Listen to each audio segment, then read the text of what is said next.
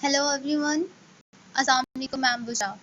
My name is Nida Javed. My roll number is 927 and I'm from session C. Here I'm going to present the hot water treatment and vapor heat treatment. I'm going to explain their purpose and their methodology. First, I'm going to start with hot water treatment. Hot water treatment is a treatment of plants or plant parts for the irrigation of pesticides, involving the immersion in the water at a temperature above the thermal death point of pesticides but below that of the host.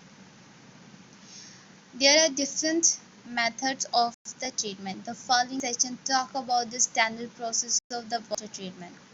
First one is coagulations, which is also known as flocculations.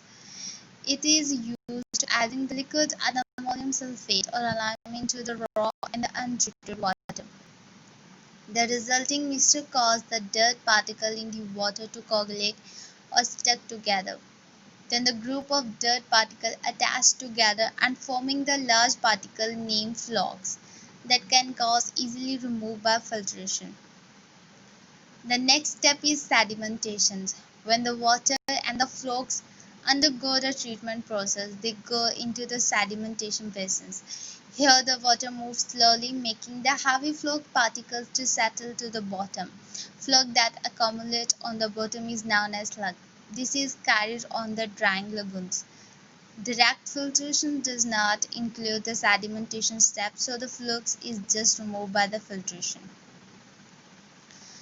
The next one is the filtration. In filtration, water passes through a filter which is made out to take away the particles from the water. Such filters are composed of gravel and sand and sometimes other material. Filtration gathers together impurity that floats onto the water, boosts the effectiveness of disinfection.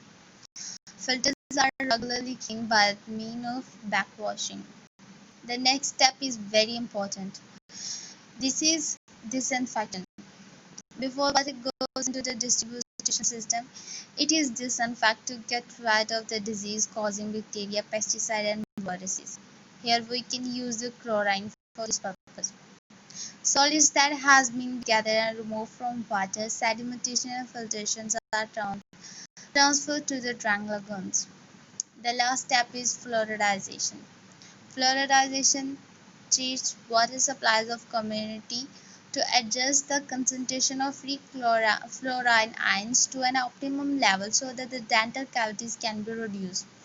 It is compulsory for the underwater to perform water fluoridizations to confirm the public water supply Act 1957. The next process is water heat treatment.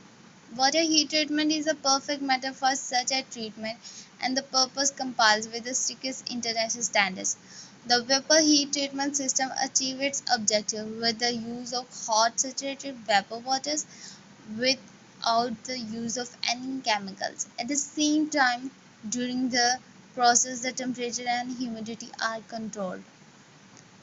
Purpose of this method is that the fruit is not damaged and freshness is naturally preserved, and the water heat treatment system is a safe way to treat fruit. It passes the curtain in suspension, enabling the fruit to be exposed. The methodology of treatment starts with the sterilization. It is performed without the use of chemical, so there are no harmful effects on human health, and the quality of the fruit is preserved naturally. Treatment is performed with saturated water vapor and the transpiration of water is penetrated, and there is no shrinkage of fruit skin or the loss of heat through the vaporization. In the process, fruit enters at normal temperature and it is treated with the saturated water vapor of high temperature, thereby greatly improving the treatment efficiency. As the condensation increases the surface area, the pets are thereby sterilized and treated effectively. The institutions and the control provided are state-of-art. At the last, the differential temperature mechanism involves the forced apply of heat and saturated water vapor to achieve the superior temperature and the humidity distribution, so that the large volume of the fruit can be sterilized in a single chamber with the uniform temperature and humidity. This is the last of my presentation. Thank you so much, Ma'am Bushra, and thank you so much, everyone.